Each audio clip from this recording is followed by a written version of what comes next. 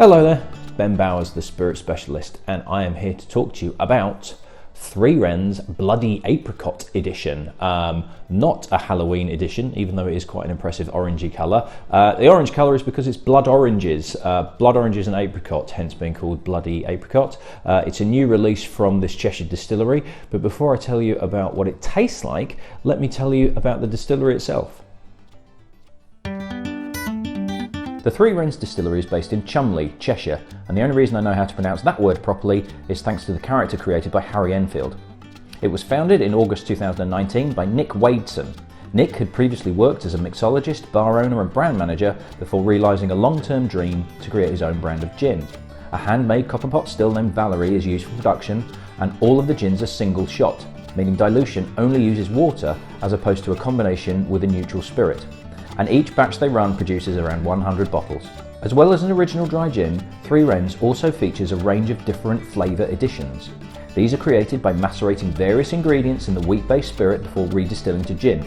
Those ingredients in the main are locally sourced from the fields and forests surrounding the distillery. Three Wrens Bloody Apricot Edition is the latest release from the distillery, bottled at 40%. February is blood orange season in the surrounding area, so for a month the team hand-zested the fruit before distilling dried flesh with ginger, bisongrass, coriander seeds, juniper and dried apricots. The peels of the blood oranges were then toasted before macerating in the finished gin for a week to add even more fruity flavour. Right then, so what does the gin itself taste like? I have a miniature that was supplied to me by the distillery, and at the time of recording this has only been out about 3 weeks, and we're at the end of March. It's a new edition that they've launched for spring, and it is very, very spring-like, but quite fruity as well. I've had a little try of it before, but let me try and give you an indication of what we're looking at in terms of this gin. So that really nice frosted bottle that Three Wrens do, quite a distinct orange colour, bottled at 40%. A couple of the others of their releases like 41.5, that sort of thing. But let's go straight in on the nose. And it's a really fresh orangey feel. There's not a huge amount of apricot, maybe kind of there at the background. This is definitely more of an orangey type gin, particularly on the nose. I'm getting orange, but I'm getting a little bit of a fragrant element as well, so it's almost like a kind of lemongrass, that sort of feel. It does actually say on the back label is actually quite comprehensive in terms of what they're using. It's the sweetgrass element that I think is coming through here, sweetgrass and fresh ginger. That is kind of giving that slightly, not necessarily herbal, but there is a fragrancy. Yeah, that sweetgrass, that bisongrass is really starting to kind of come through now that I can pick it up. But it's definitely orange. I'm not really getting much apricot there. Now, apricot's not exactly a strong flavoured fruit anyway, so I wouldn't expect it to be completely, you know, like, oh, I'm getting nothing but apricots, but the oranginess is the overriding feel here. And let's see what it's like on the palate.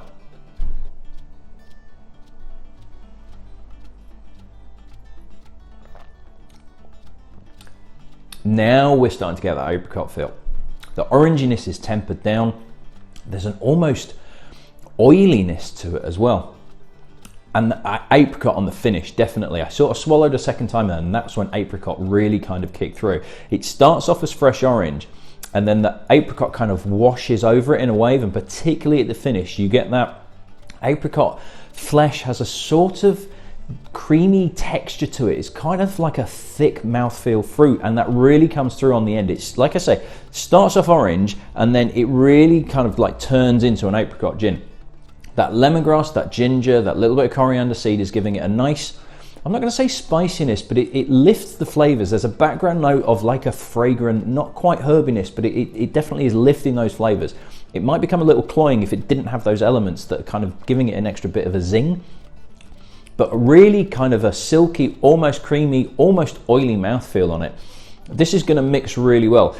I'm not sure about drinking it neat as I like to do with some other gins. That oiliness is quite full on, but that really would work well in a long drink, definitely. Let me take another sip.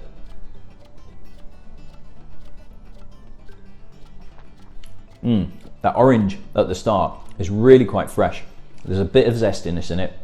Then you start to go into that lemongrass, bisongrass element really starts to come through.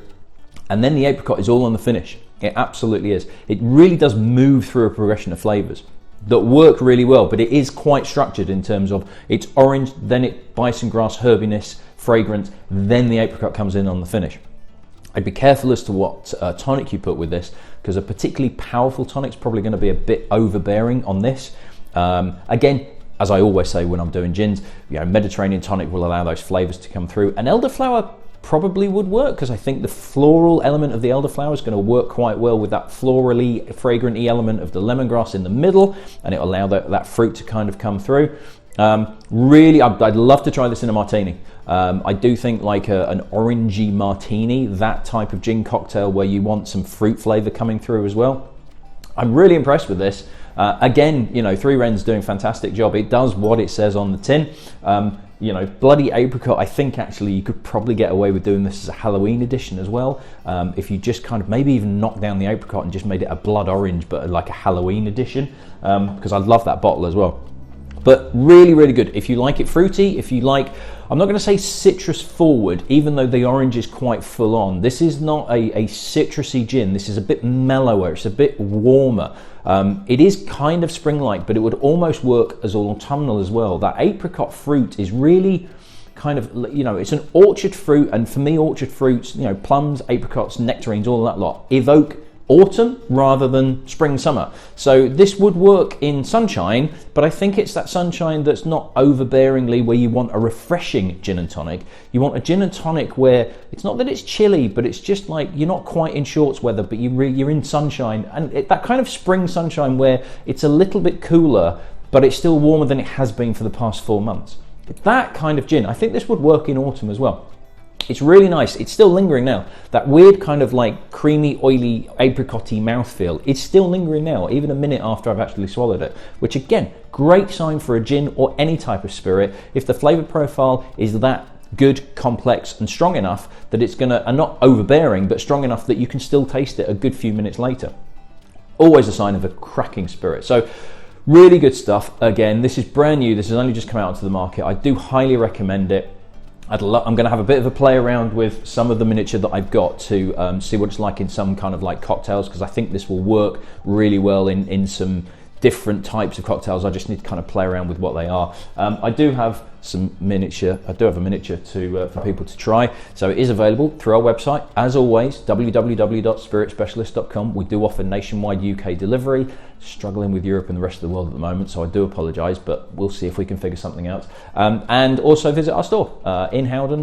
You are more than welcome to come in. We are just at the tail end of a lockdown, and hopefully we're not going to go into another one, but I am still open and trading. The doors are open. You're welcome to come in and see what else I've got. So well done, Three Wrens. Well done, Nick.